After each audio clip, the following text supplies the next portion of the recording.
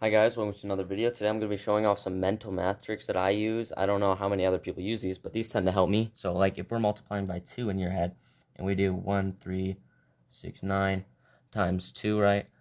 In school, they tell us to do right to left, so 18, then you're going to get 12, and then you're going to get 6, and then you're going to get 2, right? And then you add this all up together. And then obviously don't, put the 2 in there, so you're going to have 8, 3, 7, 2, right? That's how they tell us to do it in school, but I feel like in your head, this is actually harder to do than doing it if I go like this, right? Obviously, you always have to remember to do all these zeros every time. I just didn't write that. So in my head, I actually go left to right when solving. So 2 times 1, obviously 2. 2 times 3, well, that's just 6. 2 times 6, obviously, is 12. So we know this has to be plus 1, so now it's 2, 7, 2 instead of 26, right? And then 2 times 9 is 18. We know there's an 8 here, and then there's going to be another one here. So 2, 7, 3, 8. And as you can tell, you get the same answer. I don't know, this one seems easier to do in my head. That's how I do it in my head, at least. Where you go left to right when adding and stuff. And then you don't have to worry about all this and trying to memorize that all at the same time. You're going to add it in your head, so there's less things you have to remember at the same time. You have to remember this, you have to remember what you're multiplying by, and then you have to remember whatever this number's at. So that's only 3 things you got to remember. While this, you remember this number, the number you're multiplying by, this one, this one, this one, this one, this one, and then adding it together. And that just would get hard in your head, and that just seems a lot easier. Something else I even do is 1, 3, 6, 9. When I'm multiplying by 2, I even add it with itself, because that's one less thing to actually have to remember. Because you see, you're memorizing 3 things, 1, 2, and 3. You can just memorize 2, because if you multiply 2, this number added by itself. So that's just 1, 3, 6, 9 plus 1, 3, 6, 9. So it's the same thing. When I add it with itself, go left to right because it's easier. 2, 3 plus 3, 6. 6 plus 6 is 12, so this becomes 7. And then now you got 2, 7, 2 in your head. And then 9 plus 9 is 18. This becomes a 1. Oh, sorry, a 3. You just add 1 on there. 2, 7, 3, 8. That's how I tend to do it in my head. I don't know if that helps you guys.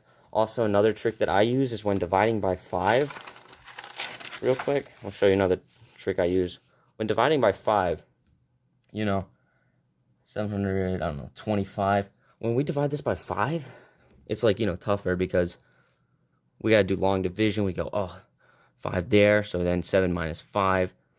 2, and then, 2 times 5, I don't know.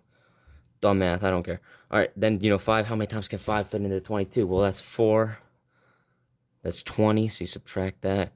Leaves 2, and then there's a 5. How many times can 5 fit into 25? 5 times, right? 145, That's tough to do mentally, okay? Because you have to memorize this number, the number you're currently at, while also flashing back and forth like this. Instead of when multiplying, you keep referencing this number. You have to go here and then go back.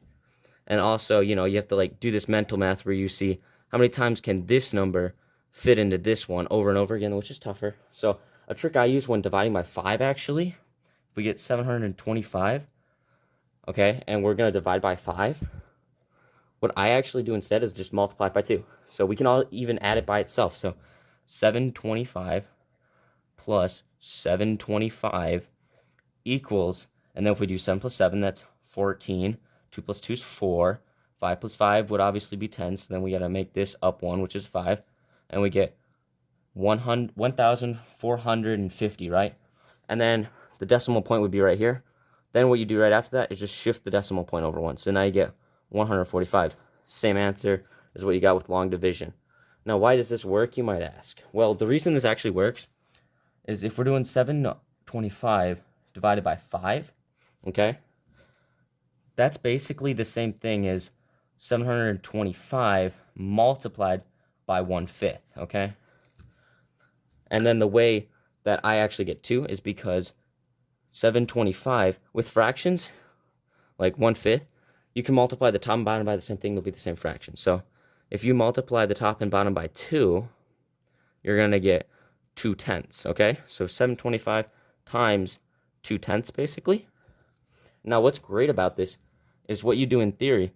725 times 2. You see that right there. And then you divide by 10. Now, when dividing by 10, all you really do with the number when you divide by 10, as you know, if I divided by 725 divided by 10, we obviously know it's 72.5 because you just shift the decimal point. So then you can multiply by 2 and then shift the decimal point. This works no matter what. It will always work when you divide by 5. I hope this video helps you with some mental math. See you guys.